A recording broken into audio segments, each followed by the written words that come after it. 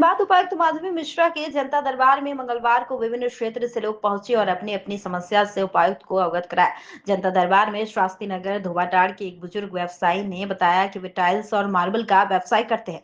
उनका बड़ा पुत्र और पुत्रवधू व्यवसाय में बाधा उत्पन्न कर रहे हैं, जबकि वे स्वयं प्रोपाइटर है। बुजुर्ग ने बताया कि उससे हर महीने बैंक लोन, महाजन का ऋण और जीएसटी जमा करना पड़ता है।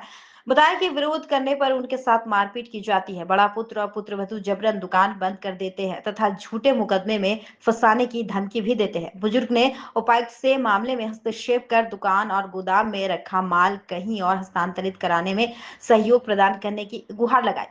मामले पर त्वरित संज्ञान लेते हुए उपायुक्त ने अनुमंडल पदाधिकारी को उसकी जांच कर बुजुर्ग की समस्या का समाधान करने का निर्देश दिया। वहीं गोविंदपुर से आए व्यक्ति ने उपायुक्त को बताया कि निश्चितपुर में सरकारी स्कूल के पास एक व्यक्ति ने जबरन स्टोन क्रशर खोल रखा है।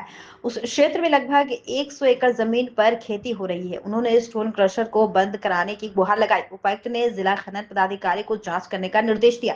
इसके अलावा जनता दरबार में आवासीय परिसर में तालाब का पानी घुसने, ऑनलाइन रसीद निर्गत कराने, बिरसा मुंडा पार्क के सामने सरकारी भूमि पर अवैध कब्जा करने, स्कूल के पास से गुजर रहे सरकारी नाला बंद कर देने, आम रास्ता बंद कर देने सहित अन्य शिकायत प्राप्त हुई है। जनता दरबार में सहायक निदेशक सामाजिक सुरक्षा श्री नियाज अहमद भी मौजूद थे। हम लोग के पास मल्टीपल तरीके की कंप्लेंट्स आ जाई हैं। कुछ कंप्लेंट्स आई हैं जहाँ पर लोगों का आपस का रेती जमीन का विवाद था। उसमें भी संबंधित सीओ को हम लोगों ने निर्देशित किया। दो कंप्लेंट्स ऐसे आई हैं जहाँ पर शहरी और ग्रामीण दो क्षेत्रों के अलग अलग कंप्लेंट्स हैं। बेसिकली कंप्लेंट कॉमन है कि कॉमन रास्ता जो सरकारी जमीन है उसको कुछ दबंग व्यक्तियों के द्वारा कब्जा कर लिया गया या ब्लॉक कर लिया गया है। उसमें भी अनुमंडल पदाधिकारी और संबंधित सीओ को निर्देशित किया गया है। एक आवासीय प्रमाण पत्र से संबंधित मैटर आया है जिसमें एक बच्ची को एडमिशन के लिए उसकी आवश्यकता थी, तो वो भी अभी अनुमंडल स्तर पे उसका एप्लीकेशन पेंडिंग था। अभी एसडीओ को मैंने बोल दिया है कि उसको तुरंत सॉर्ट आउट करने के लिए।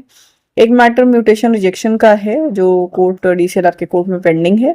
और इसी प्रकार से एक चार्ज एग्जीक्यूशन केस है जो थोड़ा लंबे समय से एसडीओ कोर्ट में पेंडिंग है। उसका हम लोग अपने स्तर से भी लगातार रिव्यू कर रहे हैं और इन जो इंडिविजुअल केसेस हैं इसके लिए भी संबंधित पदाधिकारी को डायरेक्शन दिया गया है।